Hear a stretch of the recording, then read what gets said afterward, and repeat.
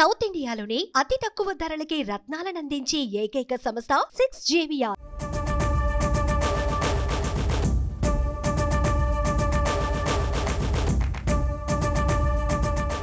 ఏపీలో ఉన్న పార్లమెంటు స్థానాలలో నర్సాపురం స్థానం ఆసక్తిని రేపుతోంది.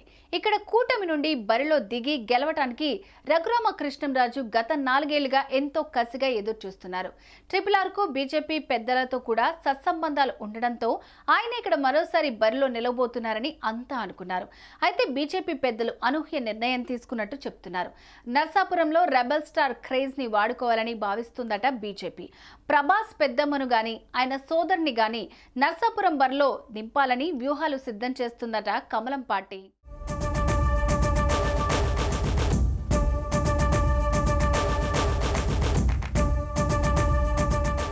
ఏపీలో టీడీపీ, జనసేన, బీజేపీ పార్టీల మధ్య పొత్తు కుదరాలని బలంగా కోరుకుంటున్న వారిలో నర్సాపురం ఎంపీ రఘురామకృష్ణంరాజు మొదటి వరుసలో ఉంటారు.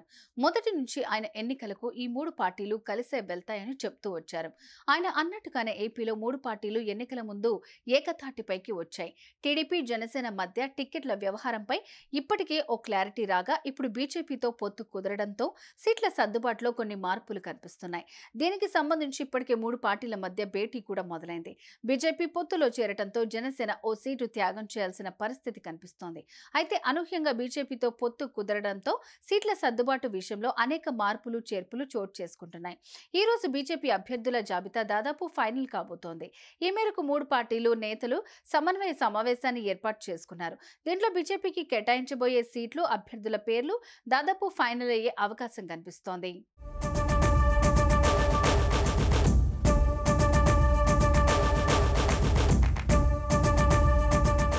నర్సాపురం ఎంపీ రఘురామకృష్ణంరాజు వైసీపీకి రాజీనామా చేసిన క్రమంలో వచ్చే ఎన్నికల్లో మళ్లీ జనసేన, టీడీపీ అభ్యర్థిగా పోటీ చేయాలని భావించారు. అయితే బీజేపీతో పొత్తు కుదరడంతో ఆయన బీజేపీలో చేరి ఆ పార్టీ అభ్యర్థిగా ఎంపీగా పోటీ చేయాలని చూశారు. అయితే బీజేపీ మాత్రం వేరే ఆలోచనలో ఉన్నట్లు చెప్తున్నారు. నర్సాపురంలో బీజేపీకి కొంత పట్టు ఉంది. 2014లో పొత్తులో భాగంగా అక్కడ ఆ పార్టీ అభ్యర్థి గోకరాజు గంకరాజు ఘన విజయం సాధించారు. దీంతో మరోసారి బలమైన నేపథ్యం ఉన్న వారిని పోటీకి దింపాలని చూస్తోంది.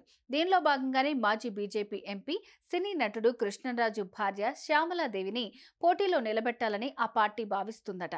ఆవిడకి ఆసక్తి లేకుంటే ప్రభాస్ సోదరుడు నరేంద్ర వర్మనైనా బరిలో దింపాలని చూస్తున్నారట.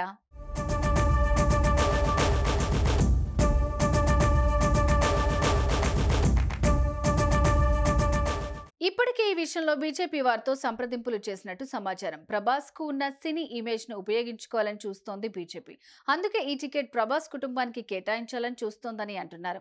అయితే దీనిపై ప్రభాస్ పెద్దమ్మ శ్యామలాదేవి నుంచి గానీ, ఆయన సోదరుడు నరేంద్ర వర్మ నుంచి గానీ ఎలాంటి స్పందన లేదు. కొన్ని రోజుల క్రితం శ్యామలాదేవి వైసీపీలో చేరబోతున్నట్టు పెద్ద ఎత్తున ప్రచారం సాగింది. అయితే ఆ వార్తలపై ఆమె మౌనం వహిస్తూనే వచ్చారు తప్ప పోటీ చేస్తున్నది, చెయ్యలేనిది ఎటూ తేల్చలేదు. అయితే తాజాగా ప్రభాస్ పెద్దమ్మ కోసం బీజేపీ ప్రయత్నాలు మొదలుపెట్టినట్టు వార్తలు మొదలయ్యాయి.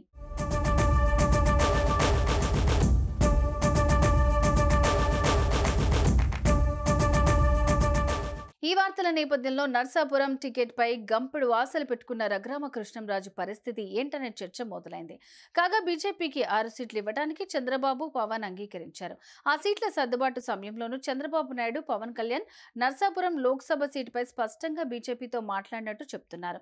నర్సాపురం నుంచి రఘురామ పోటీ చేస్తారని, అలా కాని పక్షంలో ఆ సీటు బీజేపీ కావాలనుకుంటే అక్కడి నుంచి రఘురామనే బరిలోకి దింపాలని, అలాగైతేనే ఆ స్థానం తీసుకోవాలని చంద్రబాబు నాయుడు బీజేపీ హైకమాండ్ కు షరతు పెట్టినట్టు చెప్తున్నారు. పవన్ కళ్యాణ్ సైతం దీనికి మద్దతు చెప్పారట. దీంతో బీజేపీ నర్సాపురం సీటుకు బదులు ఏలూరు సీటు వైపు మొగ్గు చూపుతున్నట్టు తెలుస్తోంది. ఫలితంగా నర్సాపురం సీటు టీడీపీకే దక్కుతుందని, రఘురామ టీడీపీ టికెట్ పైనే పోటీ చేస్తారని అంటున్నారు. చూడాలి మరి ఈ మొత్తం ఎపిసోడ్ ఎటువైపు టర్న్ అవుతుందో.